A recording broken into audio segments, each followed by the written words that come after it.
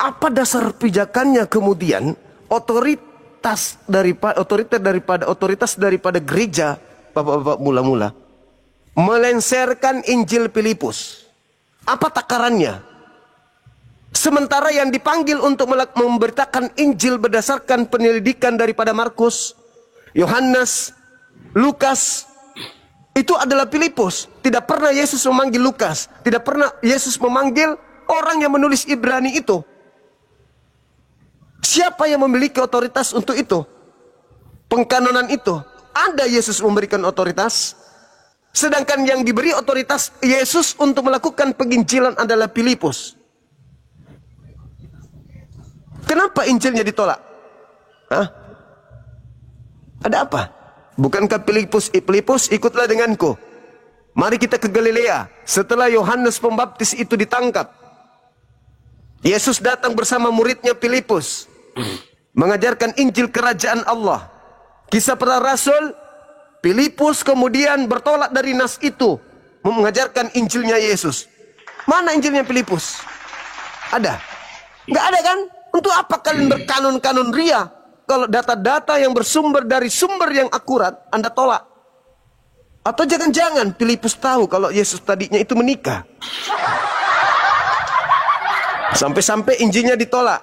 Injil Lukas lah kau pakai. Injil Markus entah dari mana itu. Ibrani yang kau pakai. Surah Paulus lagi yang kau ambil. Apa pula yang kayak gitu-gitu. Emang Paulus pernah menerima langsung Injil dari Yesus? Sedangkan Filipus pernah.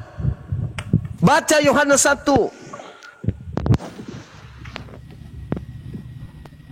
Nah, inilah teman-teman saya ini. Kalau sudah injak Yerusalem, datang ke Bukit Tengkorak, udah merasa hebat. Kau ke sana juga cuma datang diludahi sama Yahudi kok. Malam Abang Suma. Malam. Lanjut nanti sebentar. Lanjut. Ya, sama dulu Pak De Sugi. Assalamualaikum Pak De. Waalaikumsalam warahmatullahi wabarakatuh. Bang Suma, itulah yang saya bingung-bingung juga. Saya Kristen Bang Suma. Iya bang, lanjut bang. Iya, yang bingung saya gini Bang Suma. Semua agama mengklaim bahwa kitab suci adalah perkataan Tuhan yang seperti itu ya. Tapi sampai saat ini saya nggak pernah dapat data bahwa Tuhan yang berkata seperti itu. Apakah itu perlu diklarifikasi bahwa kitab suci itu jangan disebut perkataan Tuhan, karena Tuhan nggak pernah berkata gitu, nggak ada bukti yang valid. Jadi metode pewahyuan yang harusnya Anda kaji. Ya memang saya Bang Suma udah mengkaji itu sih. Kalau dalam Al-Quran Bung, malah lari ke apa ya, terlalu sadis kalau Tuhan menurunkan wahyu itu kepada nabi-nabi yang berbeda sehingga terjadi sebuah propaganda, pertentangan yang menerapkan bahwa agamaku paling benar, Tuhanku paling benar. Apakah Tuhan sejahat itu? Jadi gini, Anda juga harus berpikir, Anda ini dari mana datangnya? Tunggu dulu, saya yang berbicara dulu saudara. Saya bicara dulu, biar nanti kisi-kisinya Anda dapat dan Anda bisa uraikan. Anda sebagai seorang Kristen tak ada nabi yang diutus kepada kalian. Tidak ada nabi di kalangan Kristen yang menerima wahyu selayaknya Nabi Musa, selayaknya Yesus, selayaknya kemudian Daud. Tak ada. Paulus menuliskan 13 buku itu bukan dari Tuhan dan dia sendiri yang mengatakan itu dari Kristus yang bukan manusia. Oke? Sebagai penerima firman hanya Yesus satu-satunya. Hanya Musa pada zamannya, hanya Daud pada zamannya, Nabi Muhammad pada eranya. Al-Quran menarasikan madallah sahibukum wa ma gawa. Kawanmu Nabi Muhammad tidak sesat dan tidak pula keliru. Wa ma yantiku anil hawa. Dan tidaklah yang diucapkannya itu Al-Quran merupakan sebuah keinginannya sendiri. In huwa illa wahyu yuha. Tidak lain Al-Quran itu adalah wahyu yang diwahyukan kepadanya. Allamahu syadidul quwa. Yang diajarkan kepadanya oleh Roh Kudus yang sangat kuat. Itu. Nah sekarang coba ada nggak pernyataan Elohim? Inilah wahyu yang aku berikan kepada Paulus. Inilah wahyu yang aku berikan kepada Markus, kepada Lukas. Ada nggak? Tidak Anda temukan itu sampai kapanpun. Jadi jangan Anda mengatakan, oh saya kok heran ya, ya wajar Anda heran karena Anda melihat kitab Anda seperti itu polanya. Jadi gini Bang Suma, memang itu perkataan Bang Suma betul. Saya kesampingkan, taruhlah agama Kristen itu kitabnya bukan perkataan Allah. Yang saya jadi pertanyaan saya sebenarnya kayak Bang Andi bilang simpel banget. Yang disebut perkataan Allah, garis besarnya perkataan Allah, di mana Allah pernah berkata? Kok kenapa semua mengklaim bahwa itu perkataan Allah? Sementara Allah berkata melalui para si A, si B, si C, dan tidak ada bukti bahwa apa benar Allah pernah berkata kepada mereka. Saya main logika saya, apa bisa saya tanggapi? Bang Suma berpikir sampai ke situ. Saya tanggapi boleh?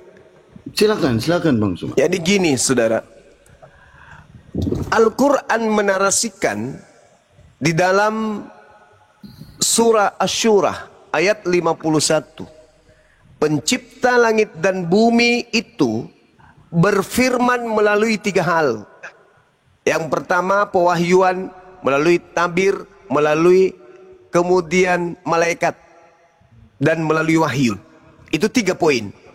Tidak ada itu Tuhan turun ke bumi menyatakan firman kepada manusia, itu nggak ada.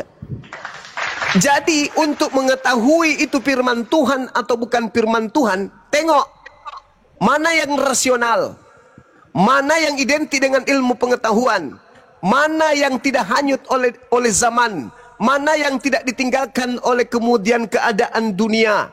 Kalau ada sebuah kitab tapi bertentangan dengan ilmu pengetahuan, jelas itu bukan dari Tuhan. Kenapa?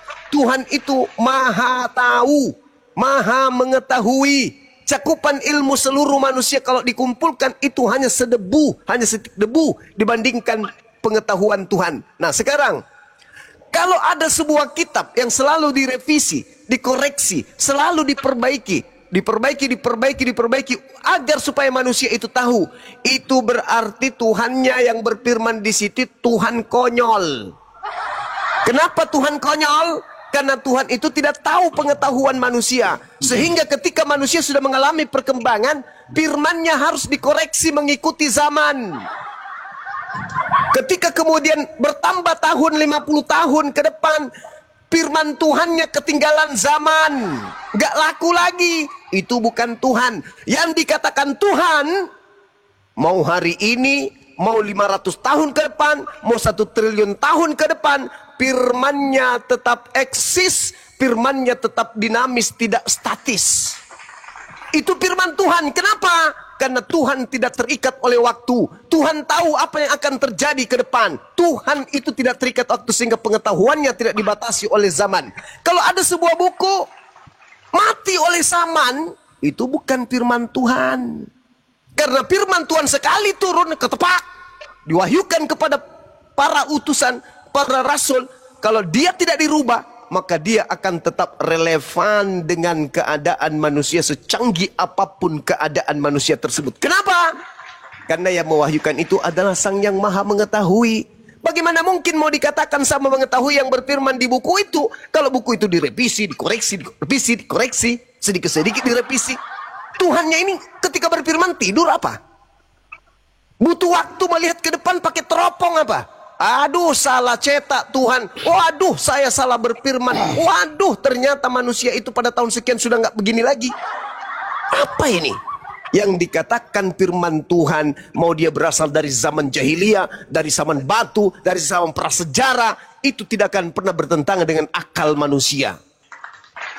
Kenapa? Akal itu ciptaan Tuhan. Maka buku induknya, manual booknya harus sesuai dengan cara kerja otak.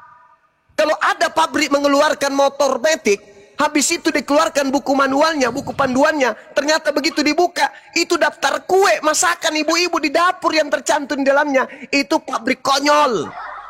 Itu bukan ahli pembuat mobil motor. Masakan bukunya adalah buku masakan, sementara produknya adalah motor. Inilah yang terjadi kepada kitab di luar Islam. Sampai sini paham? Oke, bisa saya tanggapi Bang Suma? Ya, silakan Anda tanggapi. Dari tadi saya udah mengikuti narasi Bang Suma bahwa saya berkata, oke lah, kitab orang Kristen itu bukan perkataan Tuhan.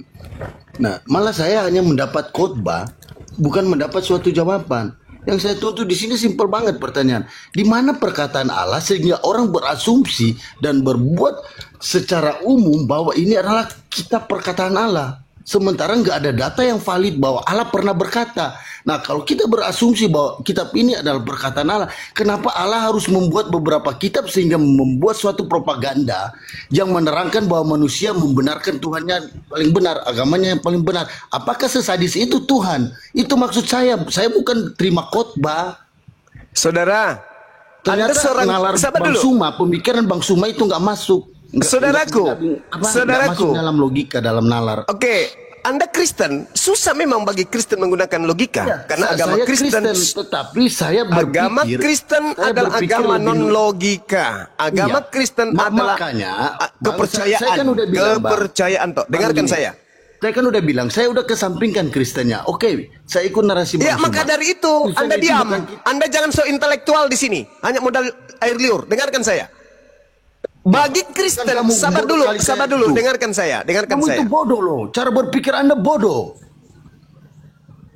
Gantian bos, gantian. Dengarkan Yang masuk saya. Biar enak kita, Anda mau gantian. keras-keras. Emang Anda siapa? Dengarkan kayak saya, anjing di dengarkan sini, saya, saudaraku gantian. yang Ikuti lahir narasi jadi Anda, manusia yang berasal dari sperma babi. Dengarkan. Ya. Perkataan Yesus Tuhan Anda. Anda itu konon katanya turun Anda ke bumi. khotbah. X, dengar. Tuhan Anda Anda itu bisa kata kalah sama- Turunin aja, turunin. Kalau nggak bisa Terus gantian, kalah turunin sama aja. Iblis karena kebodohan Anda. manusia Udah yang jadi lahir ricu dari nanti, sperma turunin. babi. Diam. Diam. Orang tua Anda makan babi. Saripatinya jadi sperma, disuntikkan ke ibu Anda, jadilah Anda. Ya, jadi jangan Anda sok pintar di hadapan saya. Dengarkan. Yesus konon Tuhan turun ke bumi. Gilanya, teman-teman, gilanya. Gilanya di mana? Firman itu telah menjadi daging. Wow, keren. Sang firman jadi daging. Begitu turun jadi daging, masih menerima firman. Apa enggak konyol itu? Sang firman turun menjadi daging, tapi setelahnya masih menerima firman dari mana? Dari mana? Dari mana? Nerima firman lagi. Dari mana? Hah? Dari gorong-gorong. Konyol. Yang benar itu Al-Quran. Apa konsep yang ada dalam Al-Quran? Bismillahirrahmanirrahim. Kul nazzalahu ruhul kudus min rabbika bil haqqa liyuthabbital ladina amanu wa hudaw wa busyara lil muslimin. Ini baru rasio. Dikatakan apa? Katakanlah wahai Nabiku Muhammad, Roh Kudus menurunkan Al-Quran dari Tuhan pencipta langit dan bumi dengan kebenaran. Itu baru firman Tuhan. Bukan Tuhannya turun ke bumi, tapi sekali turun masih menerima firman. Koplak. Yang benar adalah pencipta langit dan bumi, sang firman, mengutus kemudian utusannya untuk sampai kepada corong yang ada di bumi sebagai pelanjut tongkat estafet kalam yang keluar dari Tuhan. Ulangan 18 nomor 18. Aku akan mengutus seorang nabi yang sama seperti engkau Musa. Aku akan menaruh firmanku di mulutnya. Firman turun dari langit, dibawa oleh Roh Kudus ke mulut seorang nabi. Qul nazzalahu ruhul kudusi min rabbik bil haqqa. Itu baru betul. Dialah Roh Kudus yang menurunkan Al-Quran itu dari Tuhanmu dengan kebenaran.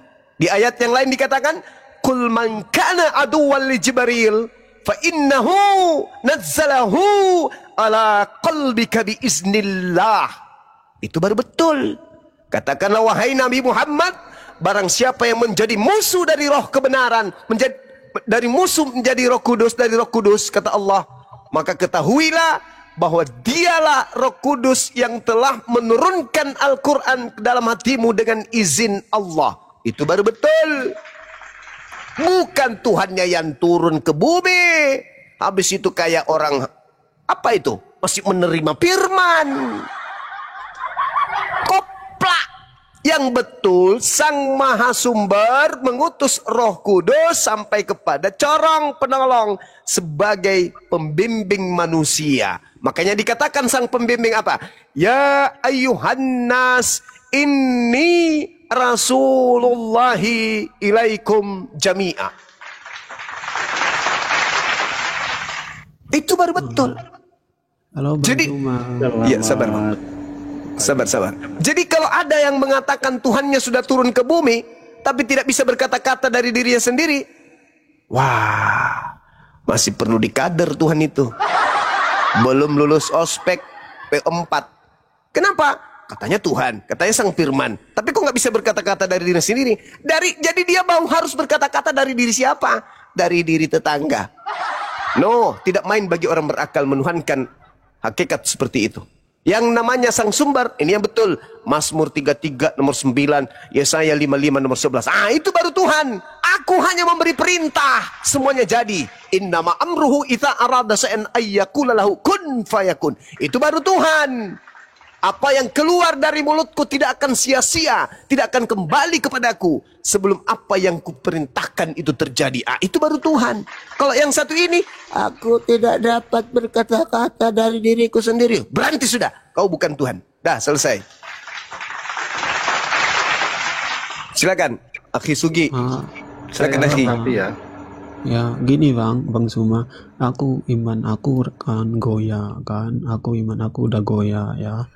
Di sini karena penjelasan Abang Zuma buat aku ketar-ketir ya untuk mencari mana yang sebenarnya ini. Ya di sini saya mau tanya kepada Abang Zuma aja. Kalau Abang Zuma jawab pertanyaan saya, berarti ya saya mau mencari ya keyakinan yang benar. Nah, gini Abang Zuma, saya di sini cuma bertanya tadi tentang kitab-kitab atau firman-firman dari Allah atau dari Tuhan. Di sini saya bertanya kepada Abang Zuma, di mana kalau kitab Abang itu kalau memang firman Allah ya, di mana saksi mata Nabi Muhammad menerima wahyu itu di goa. Saya pengen tahu siapa saksi mata. Kalau memang itu benar-benar firman Allah, tunjukkan satu saksi mata kepada saya, supaya saya pengen tahu mana yang benar dan mana yang tidak benar. Karena saya ini orang yang rawan, yang pikirannya kemana-mana gitu. Kalau memang ada saksi mata ya saya akui gitu. Tapi kalau tidak ada saksi mata, karena saya pernah membaca itu di tempat yang gelap ya, yang di gua gitu. Oke Bang Zuma. Oke. Jadi gini Bang, saya kasih analogi. Ada seorang wanita yang datang kepada saudara, perutnya udah kembung 7 bulan hamil. Lantas Anda ditanya, Pak, kenapa? Wanita ini hamil. Aku nggak percaya. Hamil Bang? Nggak percaya. Kenapa Abang nggak percaya? Itu ukurnya buncit. Aku tidak lihat dia disetubuhin. Aku butuh saksi. Kalau nggak ada saksinya wanita ini nggak hamil. Habis itu melahirkan di situ, di tempat itu juga. Bang, ini kan sudah melahirkan Bang. Masih butuh saksi? Iya. Kalau dia tidak bisa menunjukkan saksi bahwa dia pernah ditidurin sama laki-laki, aku tidak percaya kalau dia hamil. Bang, dia sudah melahirkan. Juga tidak percaya kalau dia sudah melahirkan. Alamak. Kalau Anda sudah punya prinsip seperti itu, saudaraku, maka tempat Anda hanya cocok di gereja. Tapi kalau Anda masih bisa sembuh, silakan kita lanjut. Al-Quran mengatakan begini, lakinillah yashhadu bima ansala ilaika ansalahu bi'ilmih wal malaikatu yashhadun wa kafa billahi syahida. Apa kata Quran? Tetapi Allah menjadi saksi atas Al-Quran yang diturunkan kepadamu wahai Nabi Muhammad, Dia menurunkannya dengan ilmunya dan para malaikat pun menyaksikan dan cukuplah Allah yang menjadi saksi. Yohanes 8, nomor 17, nomor 18, nomor 19 dan seterusnya. Apa kata Yesus? Kalau engkau menghakimi, silakan. Aku tidak menghakimi siapapun. Tetapi kalau aku menghakimi, penghakimanku itu benar. Kenapa? Kan aku tidak seorang diri. Aku bersama dengan Bapakku. Bukankah di dalam kitab Tauratmu dikatakan bahwa dua saksi sudah sah. Akulah yang menjadi saksi tentang diriku dan Bapakku juga menjadi saksi kepada diriku. Dua. Yesus dan Bapa. Gak perlu saksi yang lain. Al-Quran mengatakan, lakinillah yasadu bima ansala ilaika ansalahu bi ilmi wal malaikatu yashhadun wa kafa billahi syahida. Saksi Al-Quran adalah Allah, saksi Al-Quran adalah malaikat. Di ayat lain dituliskan gini. Di ayat yang lain ketika berbicara mengenai kesaksian, surah Al-Isra ayat 96, Allah Subhanahu wa taala menjelaskan, cukup aku dan Nabi Muhammad yang menjadi saksi tentang kebenaran Al-Quran. Tapi tunggu dulu. Orang-orang yang melihat wanita tadi hamil, orang-orang yang melihat wanita tadi melahirkan, boleh nggak mengatakan, saya berikrar, saya punya prinsip teguh, yakin sepenuh hati, wanita ini habis digauli oleh laki-laki. Meskipun mata saya tidak melihat ketika digauli, tapi karena kebenaran yang muncul di depan saya, dia hamil dan melahirkan seorang laki-laki bayi dari perutnya, maka saya bersaksi wanita ini habis digauli oleh seorang laki-laki. Pertanyaan saya, apakah kesaksiannya, ikrarnya itu bohong? Tidak. Al-Quran kita tidak lihat pada saat diwahyukan, tapi ketika Al-Quran bercerita 1400 tahun silam tentang alam semesta, tentang ilmu pengetahuan, tentang embrio, tentang isi kepala, cara otak bekerja, cara kemudian sidik jari, alam semesta ini berapa lapisan dan seterusnya. Apakah masih butuh saksi untuk menyatakan ini sebuah kebenaran? Aku tolak. Iya, ini tidak pernah ditiduri, kan aku tidak hadir pada saat ini. Nonsense, bullshit, otakmu sedikit berarti kecil otak kau itu. Jadi Al-Quran yang menjadi saksi ini alam semesta. Karena tidak mungkin kemudian kita bisa membenarkan sesuatu yang tidak berasal dari pencipta langit dan bumi ketika di tengah-tengahnya ada sesuatu yang tidak benar. Al-Quran apa yang keliru? Ketika di Al-Quran berbicara mengenai embrio, ketika Al-Quran berbicara mengenai alam semesta, ketika Al-Quran berbicara mengenai proses terjadinya hujan, ketika Al-Quran mengatakan ada dua sungai yang tidak bersatu, ketika Al-Quran mengatakan di bawah dasar laut ada api dan seterusnya. Siapa yang menjadi saksi pada saat itu? Kenapa bisa benar semuanya berdasarkan ilmu pengetahuan? Masih butuh saksi ya? Masih butuh saksi? Hanya orang bodoh yang menutup diri dari Al-Quran. Lukas, Markus, Matius, ribuan saksi, 5.000 saksi. Oke, coba kita takar kebenarannya. Apa kebenaran yang bisa ditorehkan di sana? Pencipta langit dan bumi turun ke bumi. Terus nonotnya dipotong pada hari ke-8. Terus apa itu kebenarannya? Kemudian dia mati, dibunuh, disalib dan seterusnya. Terus masuk akalmu itu Tuhan dibunuh? Enggak. Lalu apa fungsinya saksi-saksi itu yang banyak kalau tidak masuk akal? Jadi nonsen kalau Anda mengatakan tak ada saksi.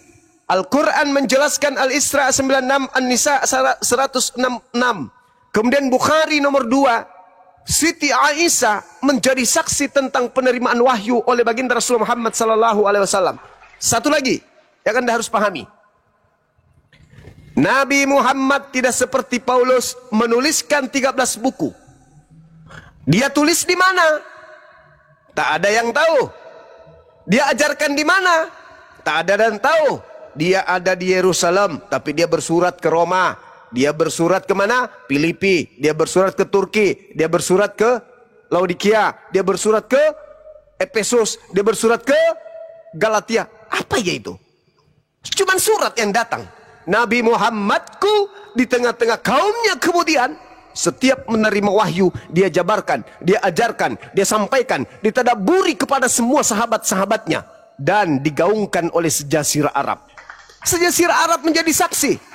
Sekarang Paulus bertemu dengan Yesus, siapa saksinya di Yerusalem? Apa nama kelompok orang-orang Yahudi hari ini yang menjadi keturunan saksi melihat Paulus bertemu Yesus? Ada? Gak ada. Tapi ketika Nabi Muhammad menerima wahyu, sejazirah Arab sampai hari ini tidak goyah. Mereka menjadi saksi secara turun-temurun bahwa kebenaran Al-Quran itu mutlak absolut dari pencipta langit dan bumi. Paulus, 13 buku. Siapa yang menjadi saksi di rabi-rabi Yahudi hari ini? Ayo. Lukas, siapa yang menjadi saksi? Markus, siapa yang menjadi... Nonsen. Tapi Anda percayai itu sebagai firman Tuhan. Tapi kalau Al-Quran, profesor mana yang bisa menolak kebenaran yang ada di dalamnya? Tuhan tidak beranak, tidak diperanakkan. Ayo, profesor mana yang bisa menolak itu? Tuhan itu satu. Profesor mana yang bisa menolak itu? Tuhan tidak setara dengan ciptaannya. Profesor mana yang bisa menolak itu? Tuhan tidak beranak dan tidak diperanakkan. Profesor mana bisa menolak itu? Tuhan tempat bergantungnya semua alam semesta. Profesor mana yang bisa menolak itu? Tapi kalau dikatakan Tuhan turun ke bumi, masuk ke dalam perut wanita, habis itu brojol jadi bayi, diajarin jalan, disuapin, dinetein, nonotnya dipotong hari ke-8. Jangankan profesor, monyet, kalau sekiranya monyet itu bisa berbicara, monyet pun akan mengatakan, aku tidak percaya, sorry. Ayo, kemana akal Anda pergi? Oke, Bang Zuma. Ya. Oke, silakan. Abang Zuma sendiri udah mengakui ya bahwa tidak ada saksi mata Nabi Muhammad. Tadi saya sebutkan yang saksi mata malaikat dan Allah, Siti Aisyah, orang-orang yang ada pada zamannya. Sekarang Anda mengatakan, oke, Bang Zuma sudah mengakui bahwa tidak ada saksi mata yang melihat Nabi Muhammad menerima wahyu. Ini Anda mabok apa? Begitu panjang saya menarasikan, begitu apik serendah-rendahnya pesan yang saya sampaikan. Anda belum sampai ke sana juga ternyata. Nah, gini Bang Zuma. Iya. Saksi mata itu adalah manusia, supaya bisa manusia melihat dan bisa menyaksikan dan bisa menyampaikan kepada manusia lain. Oke. Bagaimana mungkin Allah yang menyampaikan wahyu itu dia menjadi saksi mata sendiri kepada umat yang lain. Sekarang Anda boleh baca Yohanes 8. Akulah yang bersaksi tentang diriku sendiri dan Bapa yang bersaksi tentang aku. Bagaimana bisa dilihat Bapa itu? Ada yang bisa melihat Bapa atau hanya Yesus? Makanya kalau Abang Zuma berbicara tentang itu, maka di situ Abang Zuma meyakinkan kami orang Kristen bahwa Allah kami itu benar-benar ada karena Dia menyatakan diri lewat firman-Nya yang menjadi manusia. Iya.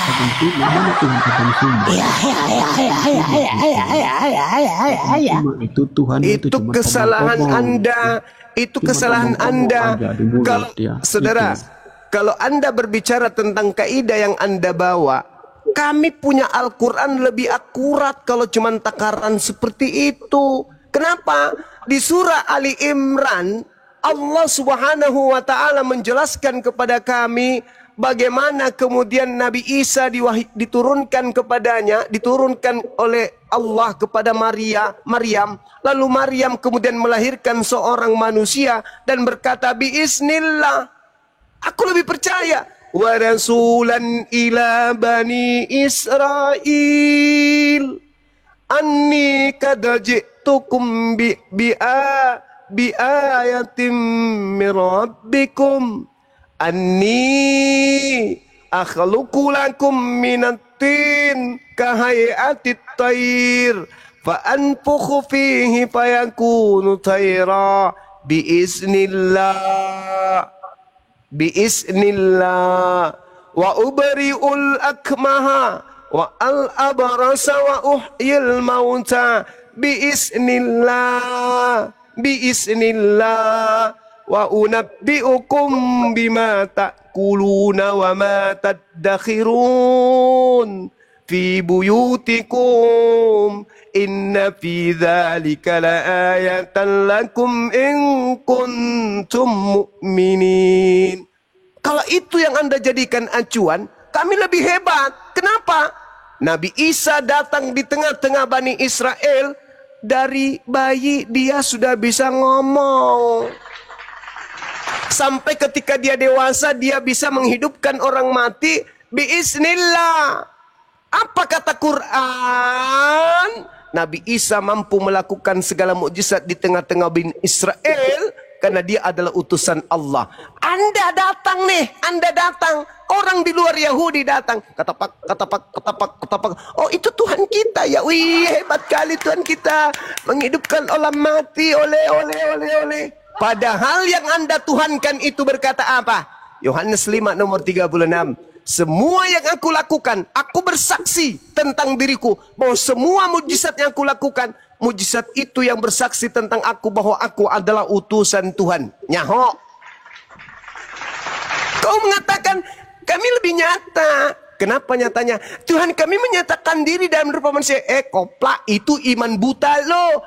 Dia datang di tengah Bani Israel melakukan mukjizat sebagai utusan Tuhan, bukan sebagai Tuhan. Koplak.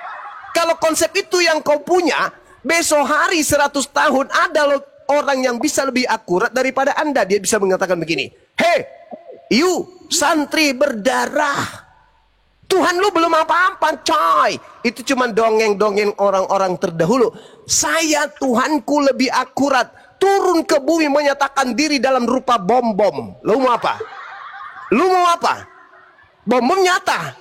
Ada di sana, di tempatnya. Sering makan dedak. Besar perutnya. Tidak ada lubang pantatnya. Kau mau apa? Kau bilang, Yesusku lebih akurat. Mana? Tunjukkan. Dia punya Tuhan kelompok baru, agama baru ini lebih nyata. Ada Tuhan di tengah-tengah mereka bernama Pak Bom-Bom. Bisa dilihat, bisa dikirimkan gap, bisa menghujat Islam dan seterusnya. Lebih valid. Karena ada nyata. Kalau itu yang Anda katakan hanya mengklaim. Kami punya Tuhan, bos. Lebih akurat. Kenapa? Dia pernah turun ke bumi menyatakan diri dalam rupa manusia namanya Yesus. Cupu. Dengarkan cupu. Orang yang kau katakan jelmaan Tuhan itu mengajarkan dirinya kepada kaumnya Bani Israel, bukan kepada ente. Dan dia mengajarkan dirinya hanya Rasul utusan Tuhan. Kalau cuma ngeklaim, penyembah-penyembah bom-bom nanti datang dan akan mengatakan kepada lu, Tuhanmu itu belum apa-apa, coy. Tuhanmu gak pernah naik pesawat. Tuhanku pernah dibayar sama netizen dari Jakarta, dia bisa ke Jakarta. Tuhanmu pernah gak naik pesawat? Gak pernah. Tuhanmu besar gak perutnya? Enggak. Lebih hebat. Tuhanku di dalam perutnya ada plek sepeda, ada garpu, ada ban mobil, ada jembatan. Kalah Tuhan lo. Coba, ayo. Kamu hadapi apa Tuhan yang menyembah bom-bom? Dia lebih hebat. Tapi bukan kayak begitu cara bertuhan, saudara. Yesus datang di tengah-tengah Bani Israel sebagai utusan Tuhan kepada Bani Israel. Nabi Isa datang di tengah-tengah Bani Israel melakukan mujizat biiznillah. Kisah Para Rasul 2 nomor 22, coba kau baca. Orang-orang Israel harus tahu yang kumaksud adalah Yesus dari Nazaret, orang yang sudah ditentukan oleh Tuhan untuk menjadi perantara antara Tuhan dan manusia, yang melakukan mujizat, kekuatan, tanda-tanda yang dilakukan oleh Tuhan melalui perantaraan manusia Yesus, seperti yang engkau tahu. Selesai kan? Tuhan dia? No. Kecuali Anda Kristen baru menganggap manusia yang punya mujizat dari Tuhannya itu Tuhan. Kenapa? Karena otak Anda nggak berfungsi.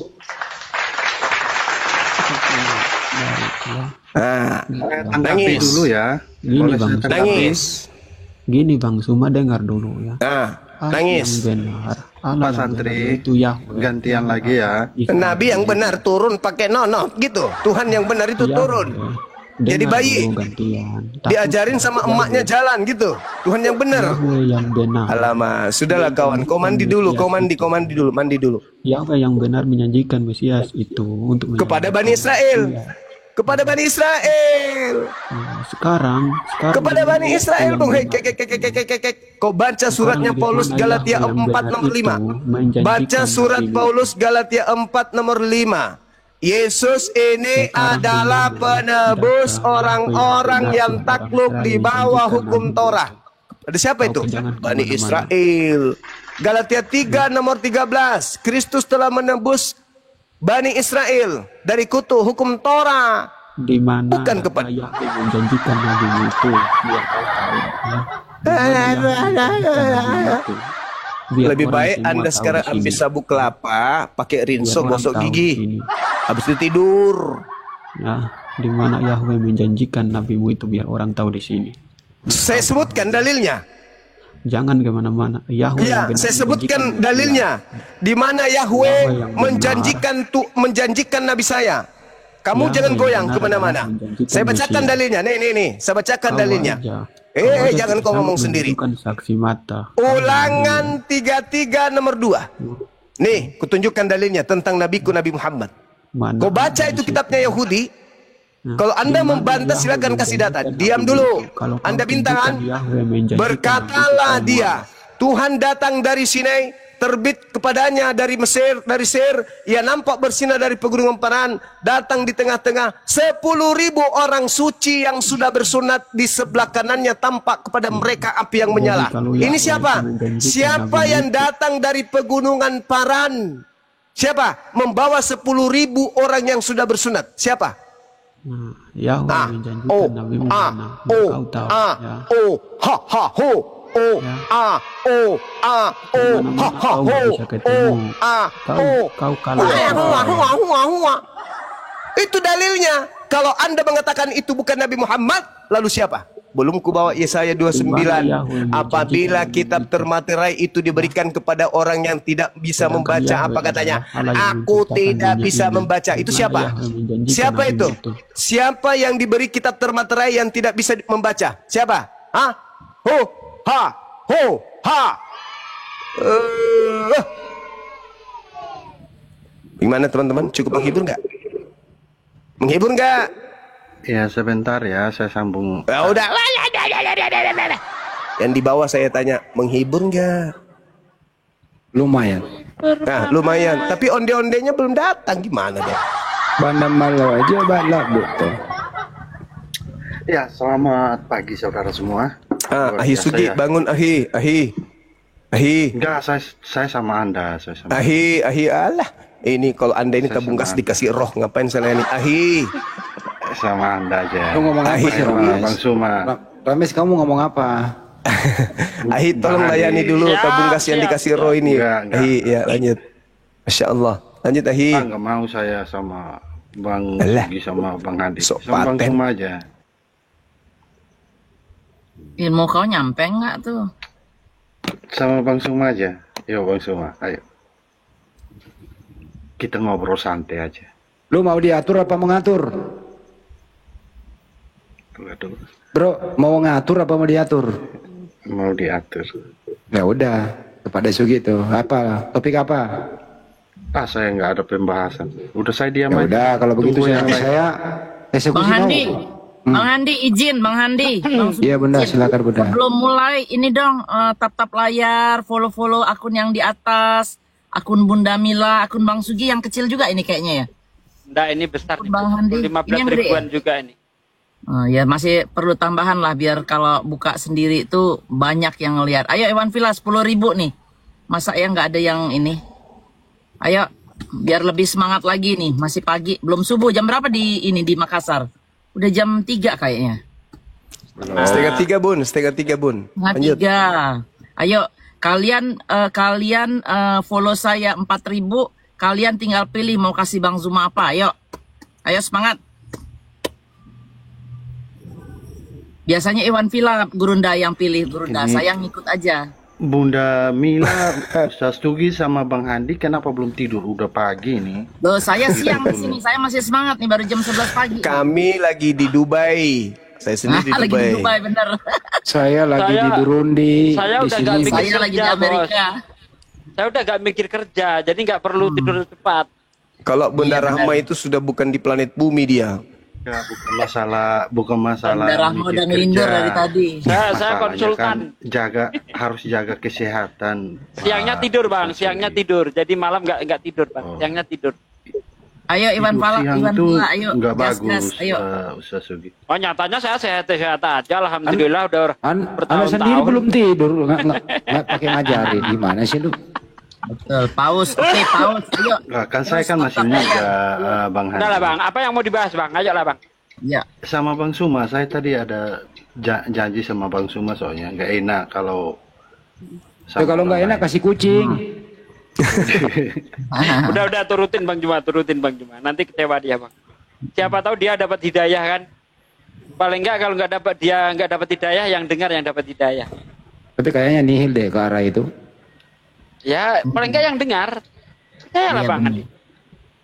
Orang-orang yang dengar tadi itu bagaimana melihat kualitasnya para debater Kristen itu, dia sendiri sebenarnya udah muak itu. Gitu. Ya udah silakan Pak Rames. Saya yakin sebebal-bebalnya orang, apa yang disampaikan Bang Juma itu membekas. Ibaratnya mereka itu batu lah ya kan. Hari ini mungkin tetesan air itu tidak membekas, tapi lama-lama ya bekas juga. Tapi siapa yang sanggup Pak De? Insyaallah. Ustadz Sugi udah copy paste kalimat saya tuh. Banjir Pak De kena semprot. Yang enak. Niatnya baik dibalas apa? Air susu dibalas dengan air tumpah. Lempar Pak. Bang Suma, mandi yang kita berdua turun aja, biarin mereka di atas. Iya. Biar mereka ya ngobrol tutup Komal sendiri. ini kalau Bang Zuma saya kasih pause dulu lah. Rames, Lanjut, kamu ada Bang. rencana berikutnya apa sih Rames? Rencana apa ini? Masya Allah. Ada apa? Ikan hiu. Kalau soal Bintang rencana juga betul. saya sekarang punya misi supaya misi perdamaian ya. Oke, misi perdamaian. Pertama saya yaitu saya pengen diskusi itu memang harus tetap berjalan, tapi dengan cara-cara yang lebih elegan, yaitu tidak menafsirkan kitab orang lain. Diskusi itu menurut kamu modal congor atau pakai data? Data. Oke, baik, pakai data. Data apa yang kau pakai diskusi? Kalau soal data, saya pakai begini. Sebentar, mohon maaf ya, saya buka. Dijawab aja data apa? Ini kitab fisik ya, ini kitab fisik. Ini ada Al-Quran juga. Jadi saya siapkan datanya. Kalau Oke. Bible aja dulu. Bible dulu. Tunjukkan di situ data di Bible itu.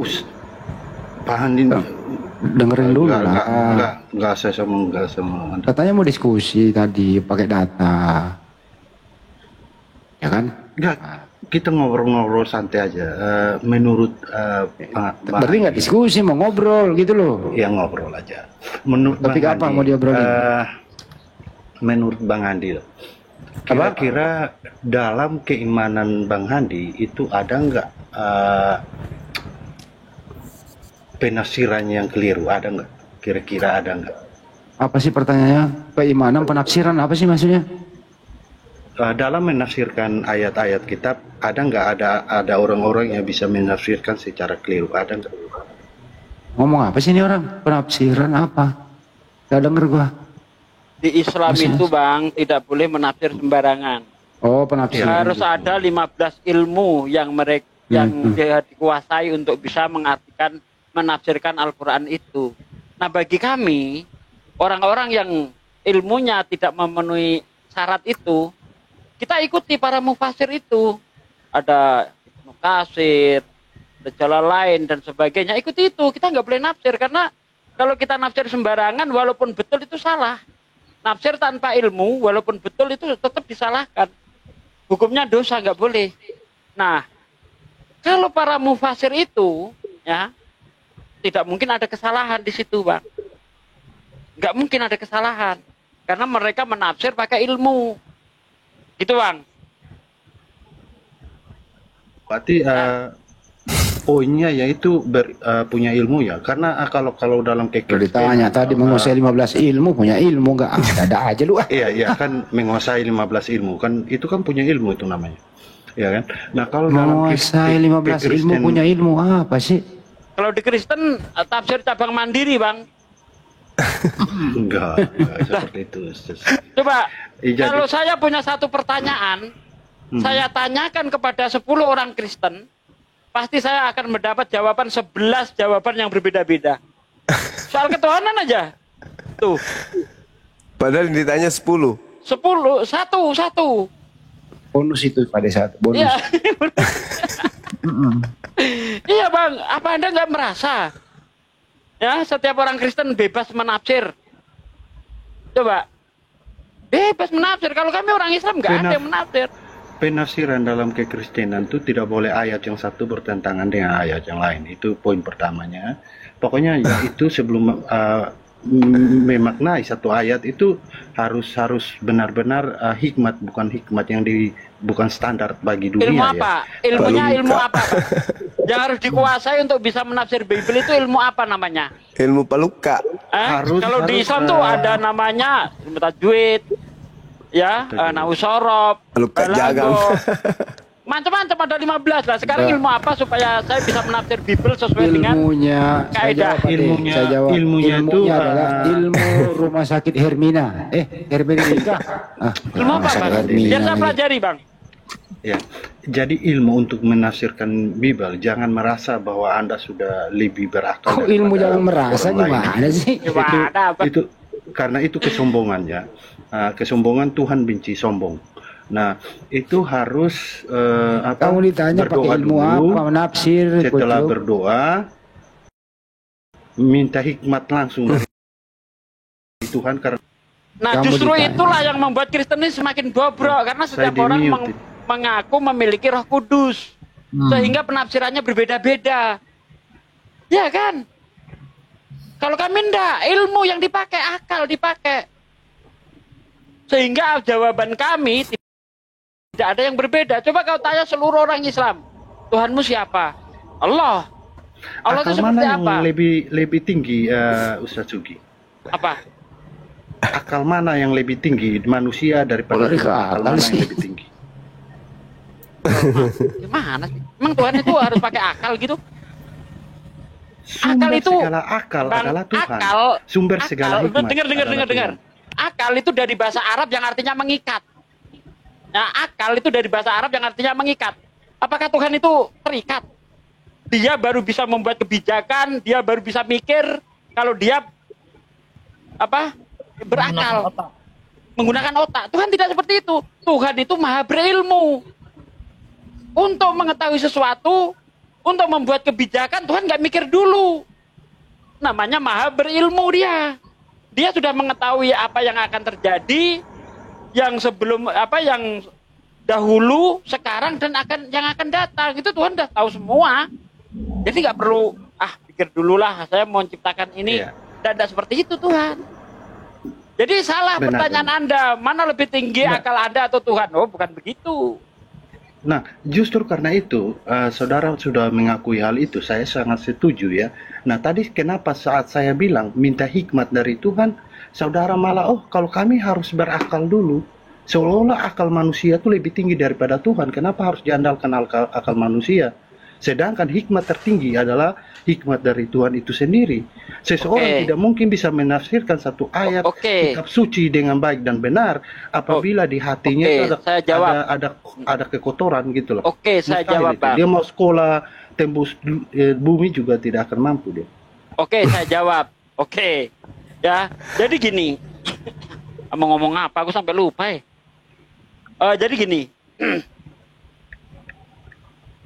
Tuhan, ya kan, memberi akal kepada kita itu untuk membedakan ini benar, ini salah. Bukan iman. Kalau iman dijadikan sebagai tolak ukur untuk membedakan mana benar, mana salah, maka di dunia ini nggak ada orang yang salah ketika nyembah Tuhan. Nggak ada yang salah berdasarkan iman. Ada nyembah sapi benar bagi iman mereka. Akal yang dipakai. Nah, di Islam itu bukan cuma akal, tapi iman. Iman dan akal harus seiring sejalan. Iman tanpa akal itu buta, akal tanpa iman pincang, jadinya ateis. Iman tanpa akal bodoh. Makanya orang Kristen di abad-abad pertengahan pernah mengalami zaman kebodohan. Karena mereka hanya mengandalkan iman. Ini sejarah. Ini bukan hujatan. Sejarah membuktikan orang Kristen pernah mengalami zaman kebodohan. Sehingga seorang ilmuwan ya yang terkenal, Galileo Galilei, itu dihukum oleh gereja. Karena apa yang disampaikan oleh Galileo Galilei itu bertentangan dengan gereja, bertentangan dengan Bible. Nah, baru-baru ini otoritas Katolik minta maaf itu di makamnya Galileo. Ternyata apa yang disampaikan Galileo betul. Nah, di Islam bagaimana? Iman dan akal harus seiring sejalan. Akal untuk menuju kepada keimanan yang benar. Tidak bisa hanya modal imani saja. Oh, apa yang dikatakan Tuhan, yang penting kita imani. Karena Tuhan itu lebih tinggi dari kita. Lah kalau udah tahu salah, mau diimani saja. Kan nggak mungkin. Makanya Al-Quran itu menegur kita. Afala yatadabbarun Al-Quran. Apa kamu itu nggak neliti Al-Quran? Telitilah Al-Quran itu, teliti. Jadi kita itu dilarang hanya modal imani saja. Nggak boleh. Afala yatafakkarun. Apa kamu nggak mikir? Afala yatawakilun. Apa kamu nggak menggunakan akalmu? Jadi orang Islam dituntut menggunakan akal. Begitu, Bang. Lantas kenapa tadi Ustadz mengatakan bahwa penafsiran kitab suci saudara itu harus mempunyai beberapa ilmu, ya kan, tadi sudah dikatakan demikian, sehingga seseorang tidak memiliki satu kebebasan dalam bisa menafsirkan ayat kitab suci yang diimaninya, selagi hal itu tidak bertentangan dengan ayat yang lain. Kenapa dibatasi? Jadi berbeda gini, dengan Kristen, ya. saudara ya. Oke. Berbeda dengan Kristen. Kristen kan seseorang akan terlihat bahwa dia akan salah dalam menafsirkan satu ayat kitab suci apabila yang di dalam dirinya sedang dituntun oleh roh tidak benar. Pasti dia akan menafsirkannya dengan cara yang keliru. Sedangkan kalau orang itu dipimpin oleh roh kebenaran, sudah pasti dia menafsirkan ayat tersebut tidak akan bertentangan dengan ayat yang lain. Saya kasih contoh. Oke, saya jawab, Bang. Ini contohnya. Ada 2.400 denom Kristen. Ada 2.400 denom Kristen, bahkan lebih ada 4.000-an. Dari denom-denom itu, mana penafsiran yang paling benar? Masing-masing mengaku memiliki Roh Kudus. Saya tanya, mana penafsiran yang paling benar? Kalau setiap orang itu atas dasar dia diberi hikmat, apakah Anda mau mengatakan dari ribuan denom itu betul semua? Justru kita ini orang Islam itu menggunakan akal, menggunakan ilmu, Bang. Karena menafsir Al-Quran itu berkaitan dengan bahasa. Bahasa itu mempunyai rasa. Untuk mengerti bahasa Arab, kita yang orang Indonesia harus belajar bagaimana memahami bukan hanya artinya, tapi rasa bahasa itu. Itu yang harus kita pelajari. Itulah yang nanti disebut balaghah dan sebagainya. Nggak usah jauh-jauh. Di Jawa, ya, kalau kita bilang jauh, itu orang memahaminya, itu nggak terlalu jauh. Tapi bagaimana kita itu bisa mengungkapkan sesuatu jauh banget? Orang Jawa akan mengatakan jauh. Kan udah beda kan? Nah, itulah yang namanya rasa bahasa, Bang. Kita tidak bisa untuk mengerti suatu bahasa itu hanya modal arti saja, nggak bisa. Nggak bisa, Bang. Karena setiap bahasa pasti punya rasa bahasa itu sendiri. Begitu, Bang. Bagaimana coba? Anda mau mengerti makna yang sebenarnya itu, kalau tidak ngerti rasa bahasa itu, tidak bisa. Itulah yang namanya ilmu. Tidak hanya modal imani saja. Diperlukan ilmu, Bang. Untuk mengetahui segala sesuatu ilmu. Nah, dari ilmu itu nanti menumbuhkan iman. Begitu, Bang. Ya, kalau soal ilmu kan tadi saya sudah sepakat dengan hal itu. Tapi ilmu tertinggi kan adalah Tuhan itu sendiri. Nah, bagaimana standar kita bisa menilai seseorang itu bisa berilmu tinggi? apabila dalam kehidupan sehari-harinya itu sangat jauh dari kebenaran. Nah, orang yang jauh dari kebenaran mustahil dia bisa mendapatkan ilmu yang tertinggi daripada Tuhan itu sendiri, karena roh yang sedang memimpin dia adalah roh yang tidak benar. Iya kan? Oke. Yang kita bahas bukan perilaku orang. Kalau Anda membahas perilaku orang untuk menentukan orang itu untuk menentukan agama itu benar atau salah, tidak tepat. Karena perilaku penganut sebuah agama itu relatif, Bang. Di Islam ada yang jahat, ada yang baik. Di Kristen ada yang jahat, ada yang baik. Kita ilmunya yang kita ambil. Bagaimana dia menafsir, ya, ketahuan bahwa dia itu menafsir itu benar, tentu tidak akan bertentangan dengan ajaran pokok. Gitu loh. Di Islam misalnya, orang menerangkan Allah. Kalau dia penafsirannya itu bertentangan dengan Quran, maka penafsirannya nggak benar. Nah, saya lihat semua orang Kristen ketika berbicara tentang Tuhan, nggak ada yang benar. Makanya sudah 2000 tahun, kalian itu masih cakar-cakaran masalah Tuhan.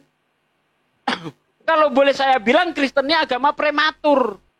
Masalah yang paling dasar saja belum selesai 2000 tahun. Padahal sudah konsili berkali-kali. Ada konsili Yerusalem, konsili Nicea, konsili macam-macam lah. Tapi nggak kelar-kelar. Islam dalam waktu 13 tahun selesai urusan ketuhanan.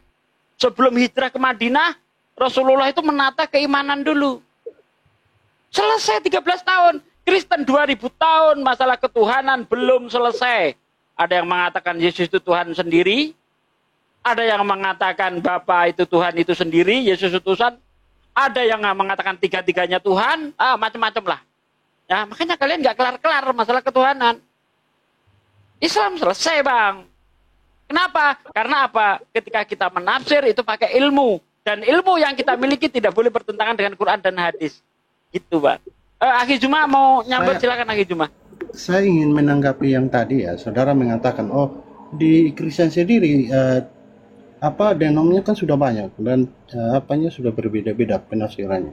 Nah, saudara, ini membuktikan, lagi-lagi membuktikan bahwa Tuhan itu tidak bisa mampu dijangkau oleh manusia.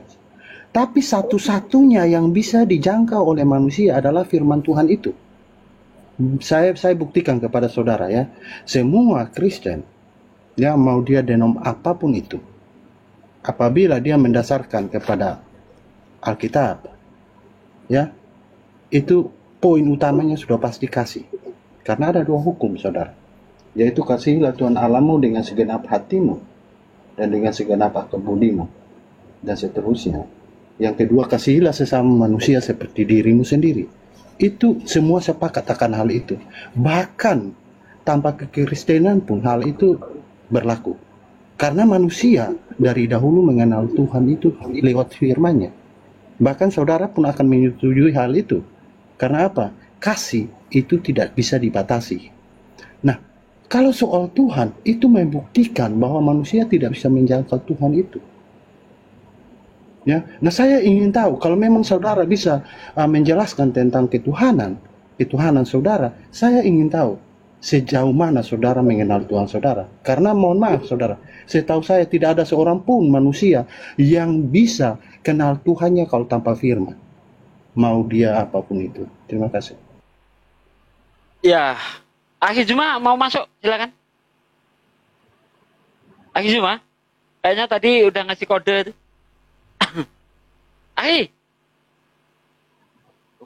Ya, jadi gini, Bang. Anda tadi mengatakan setiap denom itu berdasarkan Bible, ya. Anda mengatakan, nah sekarang kalau setiap denom itu berdasarkan Bible, kenapa mereka itu mempunyai perspektif yang berbeda-beda mengenai Tuhan? Kenapa? Inilah karena apa? Karena mereka punya penafsiran-penafsiran mandiri. Cabang mandiri mereka. Mereka masing-masing, kami memiliki Roh Kudus. Nah sekarang kalau masing-masing mengaku punya Roh Kudus, kenapa penafsirannya berbeda-beda? Apakah Roh Kudusnya banyak? Oh, ini denom misalnya karismatik, Roh Kudusnya beda, denom ini beda sehingga menafsirkan hasil yang berbeda-beda begitu. Kalau Roh Kudusnya sama, seharusnya penafsirannya sama. Tapi kenapa bisa berbeda-beda seperti itu? Wah, itulah Tuhan nggak bisa dijangkau manusia. Artinya Tuhanmu tidak bisa menerangkan dengan baik. Sehingga terjadilah perbedaan itu. Beda kami di umat Islam. Seluruh umat Islam mengenai ketuhanan semua sama. Karena Tuhan sendiri yang menjelaskan tentang dirinya. Nggak usah banyak-banyak. Tuhan itu seperti apa? Tuhan itu Esa, tunggal satu-satunya. Qul huwallahu ahad. Allah itu tunggal. Katakanlah Muhammad, Allah itu Esa, tunggal. Terus seperti apa lagi? Allahu somad. Semua makhluk bergantung kepada Allah. Allah tempat bergantung seluruh makhluk. Lam yalid walam yulad. Tidak beranak dan tidak diperanakkan. Walam yakul lahu kufuwan ahad. Dan tidak ada yang serupa, tidak ada yang setara, tidak ada yang menyamai.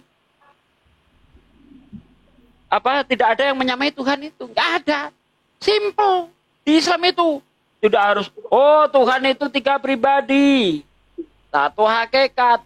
Belum ada orang Kristen lulus menerangkan tentang Trinitas. Belum ada. Belum ada, Bang. Coba orang Kristen mana yang lulus menerangkan tentang Trinitas? Belum ada. Saya debat bersama Bang Juma sudah 17 tahun. Belum ada orang Kristen lulus menerangkan tentang ketuhanan. Islam cukup dengan surah Al-Ikhlas selesai. Walaupun di dalam ayat Al-Quran itu banyak sekali bertebaran ayat-ayat yang menceritakan tentang bagaimana Tuhan itu. Ya, salah satunya laisa kamitslihi syai'. Allah itu tidak seperti makhluknya. Logis. Segala yang diciptakan pasti berbeda dengan yang menciptakan. Logis. Simple logis, Bang, di Islam itu untuk mengenal Tuhan. Izin, tele-tele, Bang. Bang Sugi, izin. Malah sekarang ini ada yang mengaku menjadi Tuhan dan menjadi Nabi. Itu sering tuh naik ke komal kita tuh. Jadi dia membuat Bible baru. Nah, dia mengatakan diri dia Kristen sendiri. Gimana tuh? Seperti itu. Coba. Nggak kelar, memang nggak kelar. Ketuhanan mereka ini nggak selesai. Biar udah bertahun-tahun. Ya, tadi dia mengatakan disuruh mengasihi. Nah, ternyata menyuruh mengasihi itu penafsirannya juga beda-beda. Orang yang cinta lagi bete, penafsiran kasih sesamamu, artinya mengasihi sesama laki-laki, perempuan sesama perempuan. Karena kasihilah sesamamu seperti kamu mengasihi dirimu sendiri. Diartikan oleh mereka mengasihi sesama jenis. Kan? Betul. Inilah penafsiran yang cabang mandiri itu tadi. Coba kalau menafsir itu pakai ilmu, pasti tidak akan yang berbeda. Tidak ada. Begitu, kawan.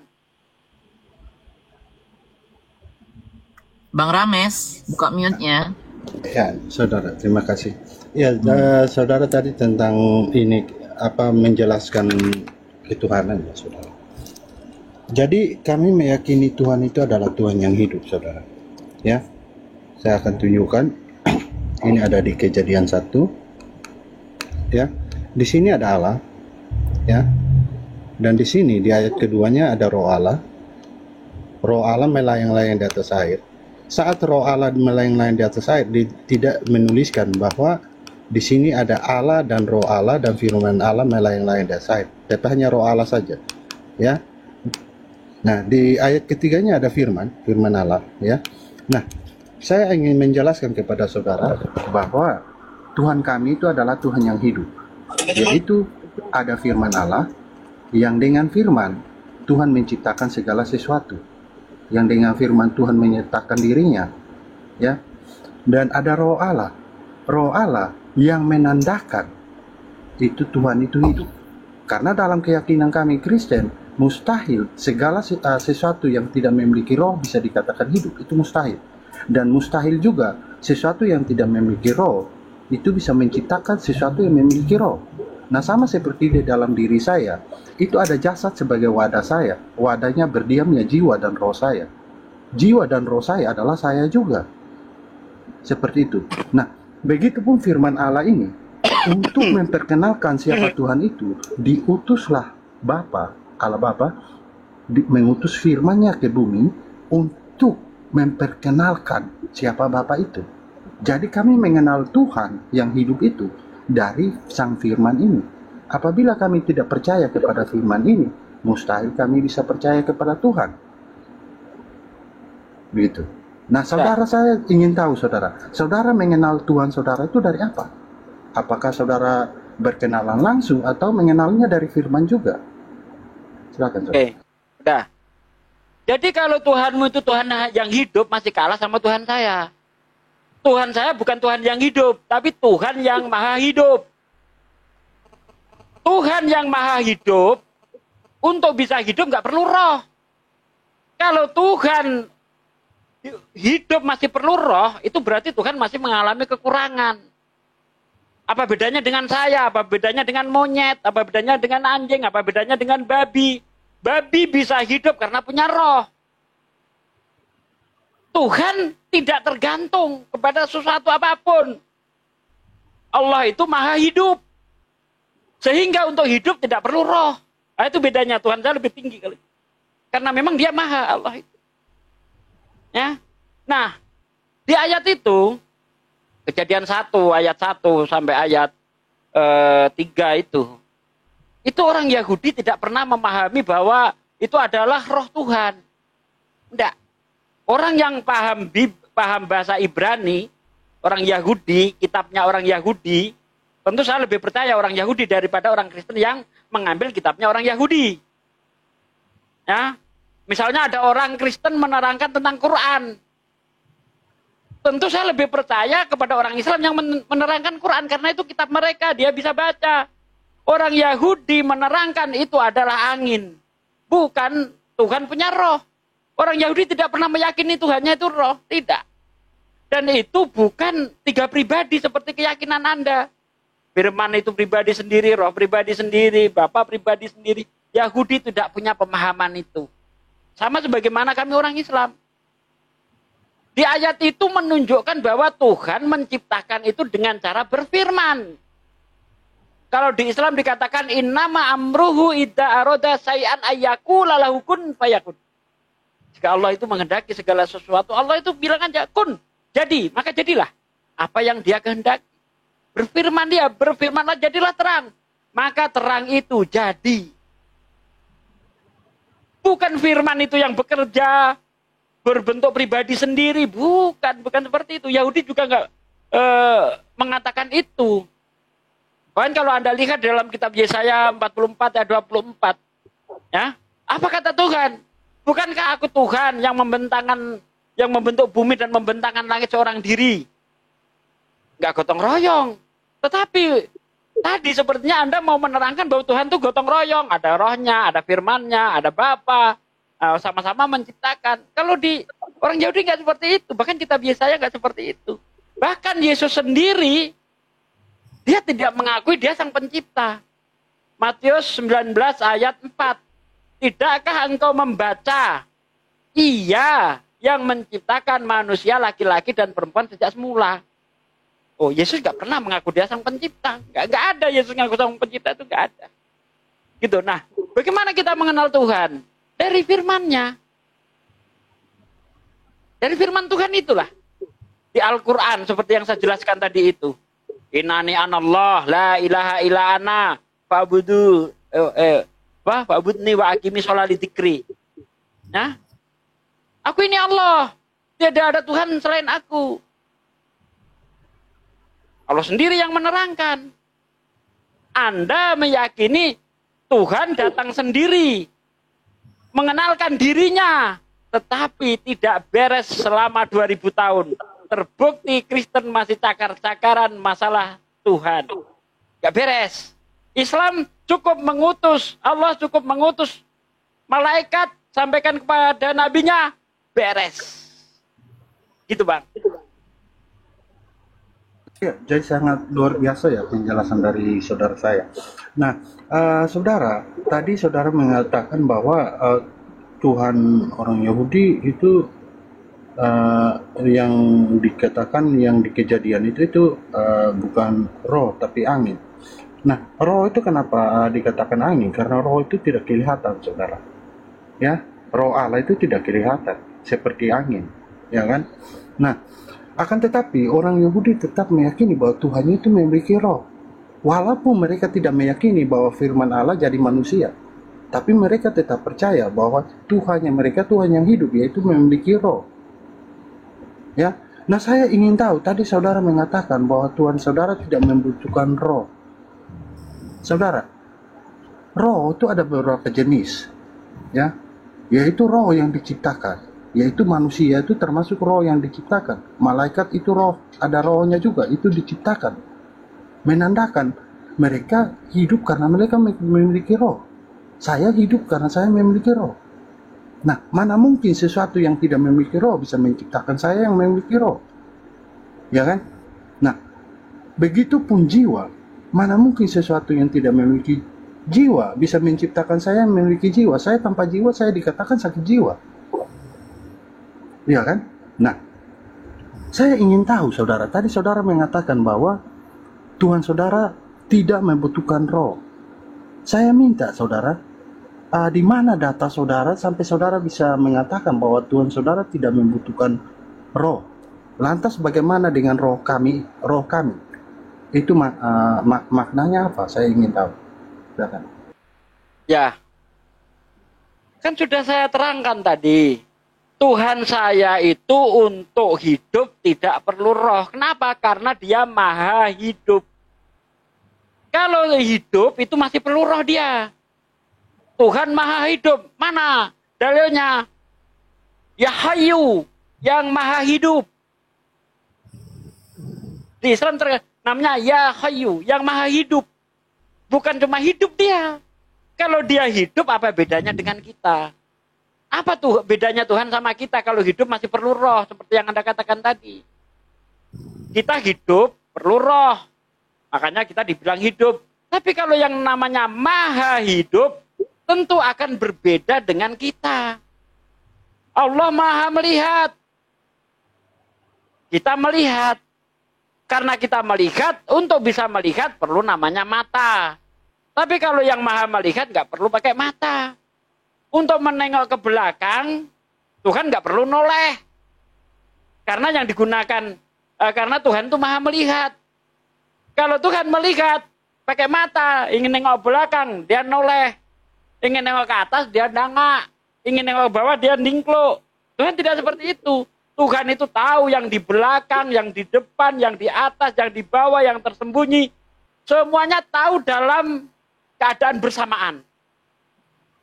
Nah, ketika kita hidup, kita melihat, tidak mungkin bersamaan itu juga kita melihat belakang. Tidak mungkin. Kenapa? Karena kita terbatas melihat pakai mata. Demikian juga Tuhan, kalau dia hidup, suatu saat bisa mati dia kalau kehilangan rohnya. Karena Tuhan maha hidup, dia hidup kekal. Baik ada rohnya, tidak ada rohnya, dia tetap hidup. Karena dia maha hidup. Nah, gitu loh. Ya, apalagi tadi yang pertanyaan terakhir tadi itu. Agak lupa saya itu. Coba diulang sedikit pertanyaan terakhir, Bang. Ya, jadi saya minta datanya di mana itu dikatakan bahwa Tuhan tidak memiliki roh. Tuhan itu memiliki roh, ya, yang Anda roh kami itu tadi ya, nah, itu dia. Roh kami itu artinya roh dari Tuhan. Bukan Tuhan punya roh untuk hidup. Tuhan itu memiliki roh, fungsinya untuk menghidupi segala yang ada. Gitu loh.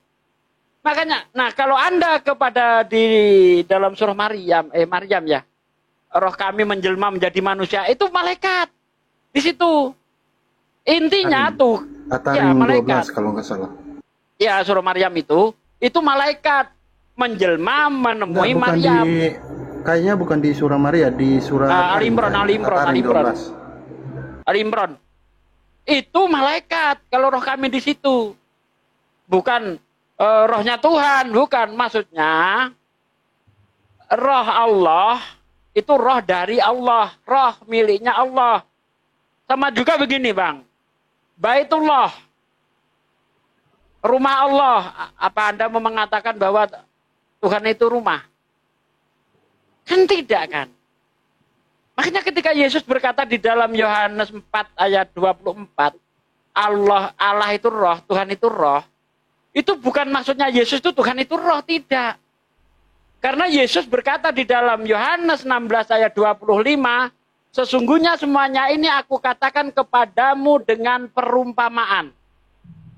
Tapi ada saatnya nanti aku akan berkata kepadamu secara terus terang, memberitakan tentang Bapa. Artinya ketika Yesus berkata Allah itu roh, itu bukan maksud Yesus Allah itu roh, berupa roh, bukan.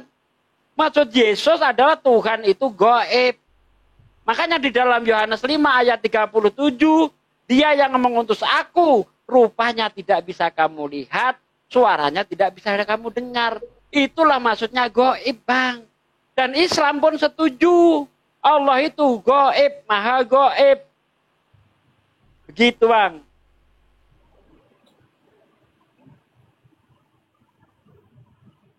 Ada lagi? Ya, jadi tadi dikatakan bahwa saudara mengatakan bahwa Tuhan tidak membutuhkan roh, tapi di satu sisi saudara mengatakan bahwa Tuhan memiliki roh. Nah, saya ingin tahu roh ini yang tadi saudara mengatakan roh kami ya. Nah, ini saya buka data dulu ya. Ini di Atarim ya. Atarim ayat 12. Ya, Atarim 12 dikatakan dan Maryam putri Imran yang memelihara kehormatannya, maka kami tiupkan ya, itu ruh kami ya. Saya ingin tahu saudara, ruh kami tadi saudara mengatakan bahwa dengan ruh kami itu Tuhan menghidupi segala sesuatu. Saya ingin tahu saudara, ruh kami itu berarti ciptaan atau bagaimana saudara? Ciptaan lah, Bang. Jadi gini, Bang. Pada hari Anda tadi sedikit-sedikit Anda masih salah paham juga. Ya. Yang saya katakan Tuhan memiliki roh, itu bukan berarti Tuhan itu roh, Tuhan itu hidup dengan roh, tidak. Tuhan memiliki roh itu, Tuhan mempunyai, memiliki. Ya kan, memiliki itu, roh itu milik Tuhan. Nah, apa fungsinya roh itu? Untuk menghidupi umat apa? Makhluk hidup itu. Bukan berarti Tuhan itu hidup dengan roh, tidak. Makanya tadi saya bilang, Baitullah, rumah Allah, rumah milik Allah. Bukan berarti Allah itu rumah, bukan. Yaitu namanya, kalau di dalam bahasa Arab namanya itu diidofkan. Ya, diidofkan, disandarkan. Nah gitu loh. Baitullah, ya. Saifullah, Abdullah. Jadi itu diidofkan, disandarkan kepada Allah. Bukan berarti Allah itu roh. Bukan memiliki seperti itu. Di At-Tahrim ayat berapa tadi itu? Bentar, saya tengok. At-Tahrim 12. At-Tahrim. At-Tahrim ayat 12. Oke. Wa Maryam mabnata Imran allati sonat farjaha. Oh, ini Allah itu meniupkan roh untuk menghidupkan janin yang ada di dalam diri diri Maria itu. Bukan Allah berupa roh masuk ke dalam rahim Maria, bukan seperti itu, Bang. Ya. Nih. Dan Maryam putri Imran yang memelihara kehormatannya, maka kami tiupkan ke dalam rahimnya sebagian dari ruh ciptaan kami. Ya kan? Dari ruh ciptaan kami, dan dia membenarkan kalimat-kalimat Tuhannya dan kitabnya, dan dia termasuk orang yang taat. Nah, memang di ayat lain Allah itu meniupkan roh itu kepada Nabi Adam juga. Allah itu meniupkan roh kepada Nabi Adam. Untuk apa? Untuk menghidupkan. Begitu, Bang. Ya, terima kasih. Saya ingin menanggapi dulu ya jawaban pertanyaan saudara ya tentang kitab saya. Di sini saudara, saya bukakan data dulu ya. Nah, di Matius 3 ya, Matius 3 ayat 16 sampai 17. Di sini saudara, di sini saat Yesus dibaptis, Yesus kan dalam keyakinan kami firman Allah yang jadi manusia. Itu terus setelah dibaptis itu ada Roh Kudus ya, roh Allah ya, turun berupa burung merpati. Nah, saat roh ini turun ya, masih ada. Yaitu apa? Di sini ada suara dari langit. Ya, ada suara dari surga mengatakan inilah anakku yang kukasihi. Itu kan perkataan penulis. Aduh, sebentar. Nah, sebentar saya masuk lagi ya ke sini ya, ke ini kejadian tadi ya, kejadian pasal 1 ayat 1. Nah, di sini tadi kan saya sudah tunjukkan bahwa di ayat 2-nya ada roh Allah ya, melayang-layang di atas air. Tidak dikatakan Allah, firman dan roh melayang-layang di atas air ya. Nah, tapi Allah saja. Nah, ini menandakan letak perbedaan antara kita dengan Tuhan. Ya, Tuhan bisa hidup walaupun rohnya di mana-mana. Tidak berbeda dengan manusia. Kalau manusia itu rohnya apabila keluar dari jasadnya dia akan mati. Tapi itu pun tidak berlaku untuk orang yang berilmu tinggi. Berilmu tinggi dia bisa mengeluarkan rohnya dari jasadnya walaupun ada batas waktunya. Tapi dia mampu melakukan hal itu, apalagi Tuhan. Ya kan? Tuhan pasti jauh lebih mampu lagi untuk melakukan hal-hal yang demikian. Nah, tapi pada poin dasarnya bahwa Tuhan memiliki roh. Karena tanpa roh, kita bisa lihat di dalam alam semesta ini segala sesuatu tidak memiliki roh tidak hidup. Dan mustahil sesuatu yang tidak memiliki roh bisa menciptakan sesuatu yang memiliki roh. Itu mustahil. Yang memiliki roh saja belum tentu mampu kok menciptakan sesuatu yang hidup. Apalagi yang tidak memiliki roh. Artinya Tuhan Anda untuk bisa hidup harus punya roh. Bukan harus punya roh, tapi dia memiliki roh. Nah, kalau memiliki roh itu bukan berarti dia itu hidup dengan roh, Bang. Orang Yahudi tadi belum saya bantah. Tidak ada orang Yahudi yang meyakini bahwa Tuhan itu untuk hidup punya roh. Tidak. Orang Yahudi mana seperti itu?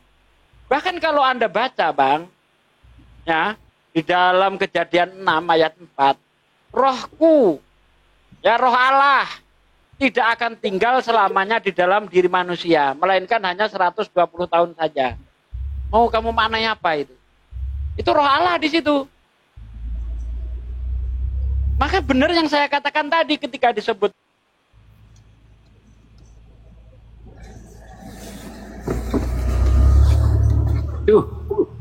Pak D kena nih ketiban dia. Iya ya. Padahal nggak ngomong apa-apa. Rames, Tuhan kamu itu roh apa bukan sih? Aduh, gak enak saya itu pada udah turun lagi. Jangan sampai gara-gara saya nih. Enggak. Gue mau nanya sama lu, Tuhan kamu roh atau bukan? Aduh, nanti saya ngobrol lagi nanti Bang Andi terpental juga. Udah kita diam-diam aja dah. Lu gimana? Takut banget sih dengerin suara gue lu, Mes. Kenapa sih? Enggak enak Pak. Dia udah turun tuh. Jangan sampai dia marah saya lagi. Ya gantian aja, gantian.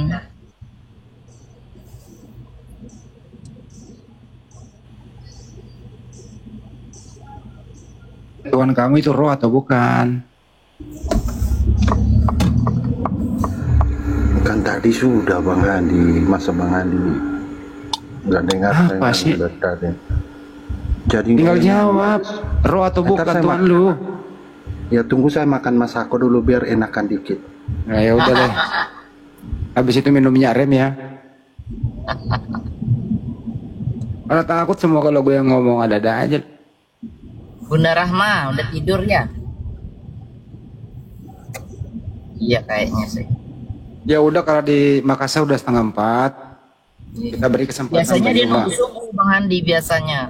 Enggak, Banyumanya yang, soalnya Banyumanya yang buka komal.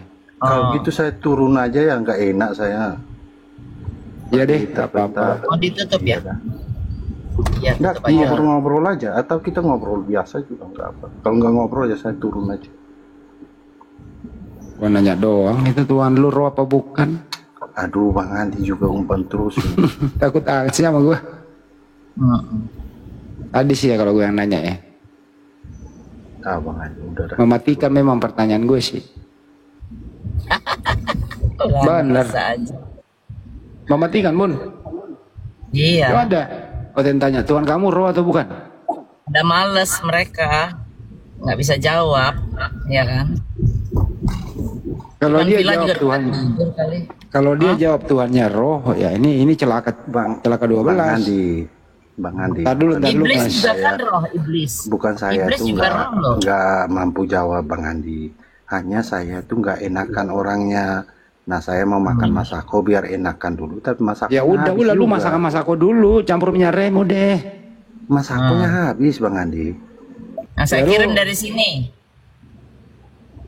Masih ada oli bekas di situ. Jadi resikonya ya kalau dia, kalau tar udah dulu, sampai olifikasi itu parah, Bang Andi. tar dulu, diam dulu. Bengkel itu. Diam dulu, kalau dia jawab Tuhan dia roh, celaka 13. Kenapa? Roh itu, Iblis juga roh. ya itu satu. Kedua, roh itu ciptaan Tuhan. Ya karya 12 nomor 1. Kedua, roh bertanuk 7, Wahyu 5 nomor 6. Ih, serem banget. Iya. Terus Tuhannya roh Tuhan melayang-layang di atas permukaan air. Celaka itu kalau Tuhan itu roh. Karena hanya Kristen yang seperti Pak Ramis ini mengatakan Tuhannya roh. Celaka itu. Lebih baik belajar pakai akal. Roh itu ciptaan Tuhan. Itu benar-benar.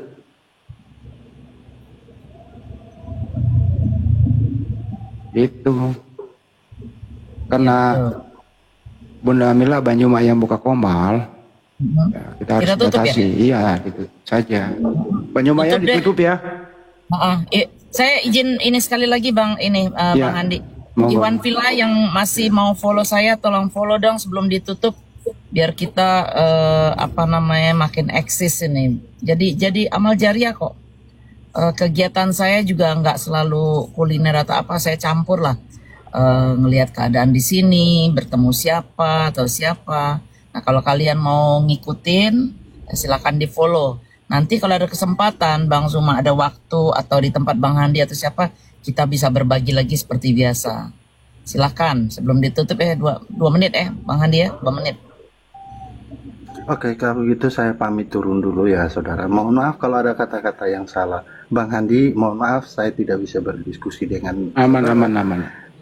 karena saya nggak enakan. Tadi Ustaz Dugi saya nggak enakan sebenarnya.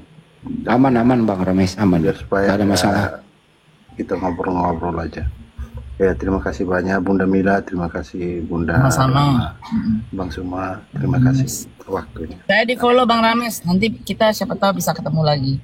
Udah follow dari dulu. Udah ya? Bunda Nanti saya Mila, cek udah. Hanya Bunda Rama aja yang unfollow saya. Oh. Nggak apa. Oke. Nggak Ya, apa-apa, terima nggak kasih. apa-apa. Ya udah, terima kasih Bang. Ayo Bang Handi, terima kasih banyak. Bang Zuma, saya dikasih kesempatan naik. Mudah-mudahan panjang umur, guru-guru semua sehat. Selalu Bang Handi jaga kesehatan. Amin. Biar bisa ketemu lagi di lain waktu. Nanti saya mau nanya soal acara ya Bang Handi. Ya, Oke, lanjut. ya. Soalnya Banyuma yang buka komal. Kita Ya, harus kita turun aja memberikan kali ya. kesempatan untuk istirahat. Kita jumpa lagi besok. nanti malam ya.